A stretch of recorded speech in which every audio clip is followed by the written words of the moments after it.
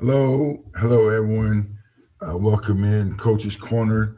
We have Coach Artaz. Welcome back to the Coach's Corner. Bethel sitting 11-3.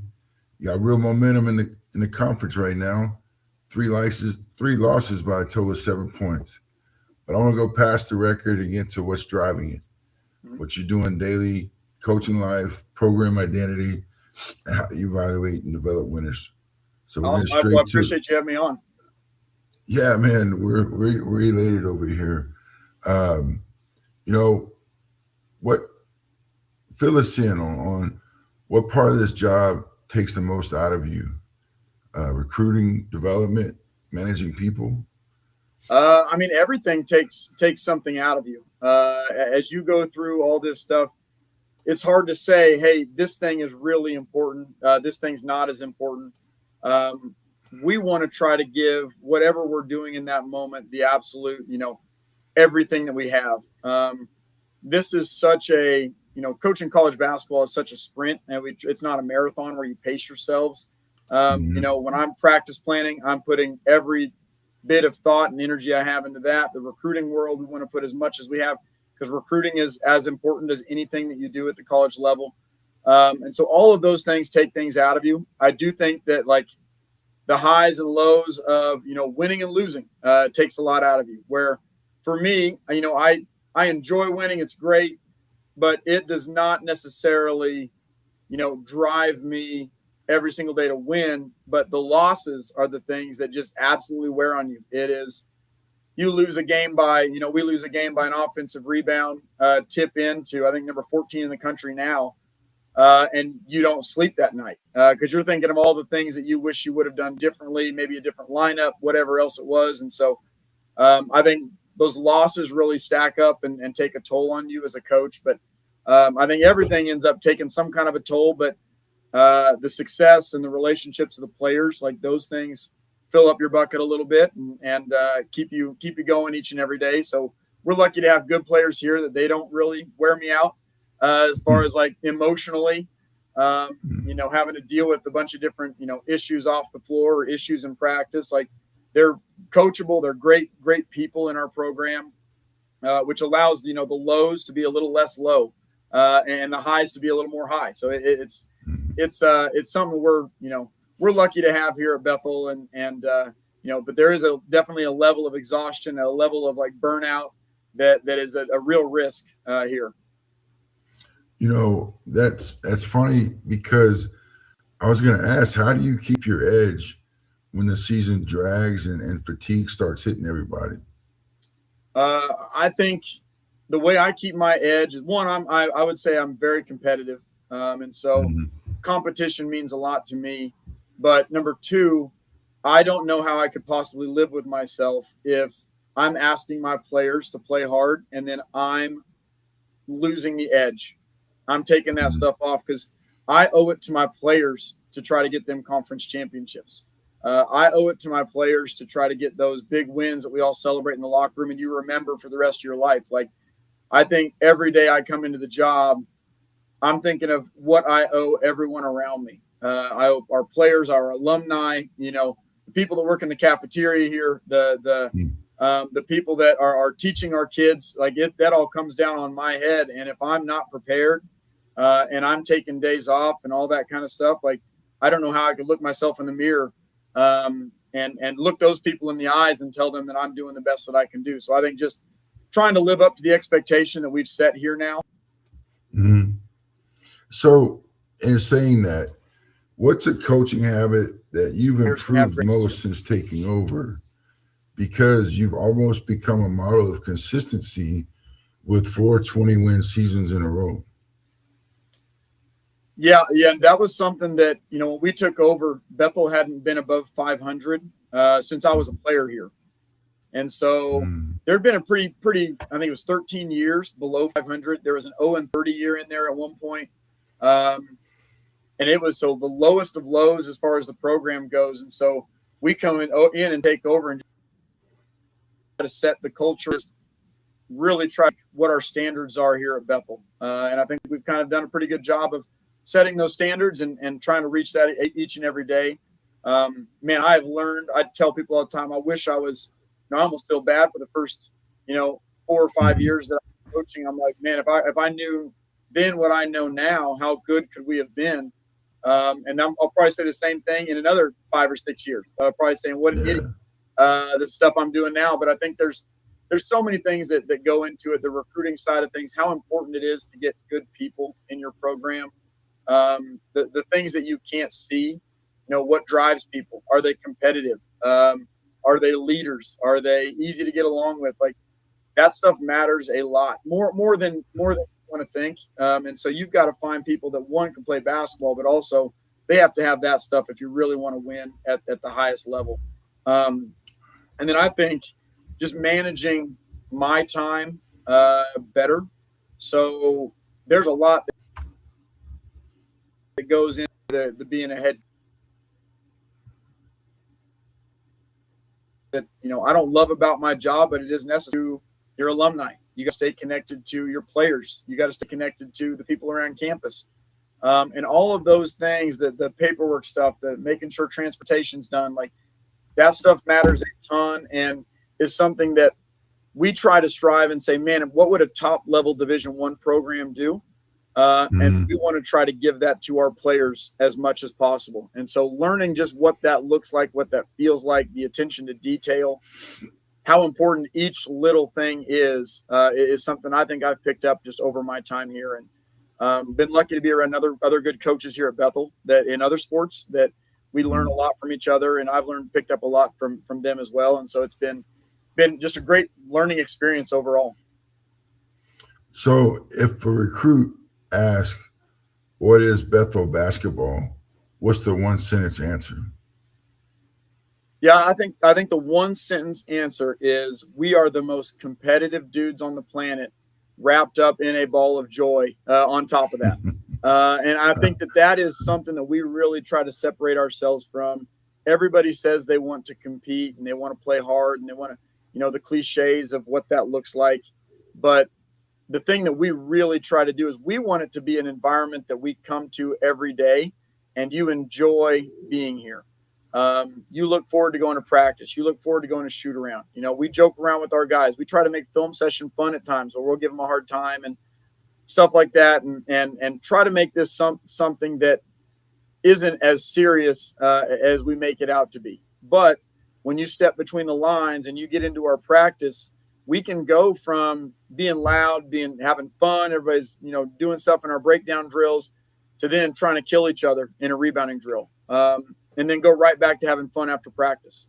And I think that that's a big thing. Just that high level of competition with also a high level of joy is a big thing for us.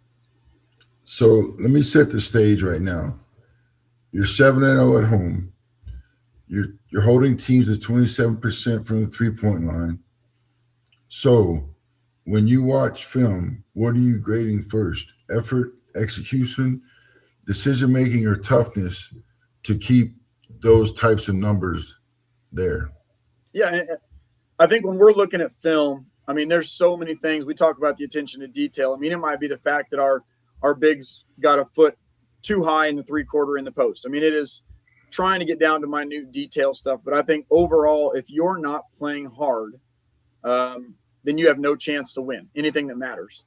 And so effort is a big deal. Like when we break down our film, we break it down into 3 categories when we go over it with our team. You have good clips, which is like, hey, these are good plays. These are things we want to celebrate in our program. We want to show, hey, this is a great pass. This is, look at somebody diving on the floor, 2-hand rebound, whatever it is. We have clips that we need to learn from, which might be the attention to detail. Hey, your foot needs to be here. When we screen, our angle needs to be this. And then we have the effort clips. And I tell everybody, you want to be on the first 2. You want to learn stuff about yourself, and then you want to be on the good clips, obviously. The ones that you never want to be at and the ones that you should be embarrassed by are if you are on the effort clip, to where, we press, we are up tempo, we are fast, and we will look and say, hey, the ball got past you. Did you sprint to the rim to try to get that rebound in transition? Did you jog behind everybody else? And so we'll see it on film. And I know, we were talking about, we did a poor job last game of sprinting after the ball a few times. And then our players, we're talking about it in practice, and I catch a couple guys jogging after, and one of our guys is like, hey, we just saw this in film. We got to clean this up. And so you've got something going right when you have players taking that from film and trying to hold each other accountable and trying to really improve in those areas. And long answer to a short question is we really try to hammer home that effort stuff first. Then it's the execution, all of those kinds of things. Your roster shows a strong Texas pipeline. Yep. What do you look for guards and wings from that region, and how do you evaluate real competitiveness? Yeah, competition is one of those things that's tough to evaluate. We look at it, and first off, Texas basketball, in my opinion, is the best basketball in the country. I think we have had a ton of success getting guys out of Texas that come up here and play humongous roles. Trenton Patterson, that you just brought up about earlier when we were talking, and going 8 for 9 from 3 and all that kind of stuff. Like, he's a sophomore from Texas. But that we have a really big, brush of trying to cover Texas and getting guys that can play. But when we're watching players and we're seeing, do they compete? We're watching them in a play. Do they rebound out of their area? Do they, are they trying to see where the next pass is going and show some anticipation skills? Or are they somebody that just stands around when the shot goes up and hopes the ball comes to them? I think great competitors are doing the out of their area plays a lot more than the people that are good at basketball but maybe don't compete real hard. Then we're going to try to follow that up with, we want to talk to coaches. Hey, what do you think about this kid? We hope that they bring up competition. Man, this kid's competitive. He plays hard. He's really coachable. He pushes us, other guys in practice. Trying to hear some of those things from guys, because if you're not naturally competitive, one, I think you will not fit into our program. But two, we can help you with that a little bit, but that is so innately driven by you as a human being that it's hard for us to turn somebody who's not a competitor, not tough, into somebody who really wants to go out and lay it all on the line. And we'll look at that guy and say he will do everything in his power to win this game. And that's what we're trying to find, guys like that. So coming from winning programs definitely helps. I think that's a big thing that we want to recruit as well, is guys that can win where they're at. And that's probably going to lead to them knowing what it takes to win. And then when they get to the college level, then they're ready to win there too. That's a great, thank you for that. It's in depth. What's for recruits that are listening or watching, what's one thing they can do today to separate themselves from the pack? I think there's a couple things you can do to separate yourself from the pack. One thing that I think separates a lot of guys right now is just the ability to shoot the basketball. I know there's some trainers out there. Shooting is the separator, where levels get doled out by one, either your athleticism or your shot making. I think that's the difference between, Division I, Division II, and all the way on down. It just keeps dropping. Bigs are bigger at the Division I. Wings are bigger. Point guards are bigger. They shoot a higher percentage from 3.